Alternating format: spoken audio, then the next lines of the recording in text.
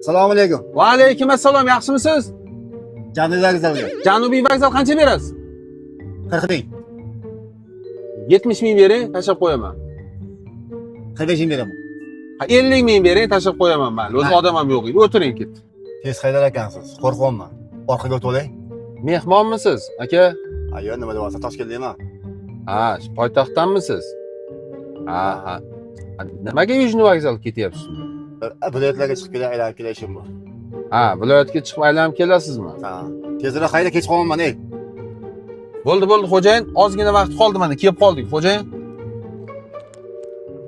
Mana. Kira olasizmi, olib kirib qo'yaymi? Nima deyapsan? Bilaman, Toshkentni 5 qo'lda bilaman, ey. Ha, bo'ldi, Yaxshi bor. Yaxshi aytib olgin.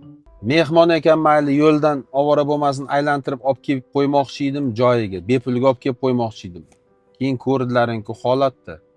Shunaqangi bolalarni ko'rsam men bilmayman nimagadir menga yoqmay ketaveradi-da. Nimaga hammamiz o'zimizni ota, ona yurtimiz borda, hammamiz o'zimizni shevamiz bor. Shevani almashtirib qo'yadi-da ko'p odam. Nimaga shunday qilasizlar? Yoki nima poytaxtda shevada gapirsa kimdir pul to'laydimi sizlarga oyiga? O'zlaring tillaringda mazza qilib gaplashinglar, qiynalasizlar shevada gapirishga. Chunki nimadir deyishdan oldin o'ylab olasizlar-da, hozir xato qilib qo'ymaydi.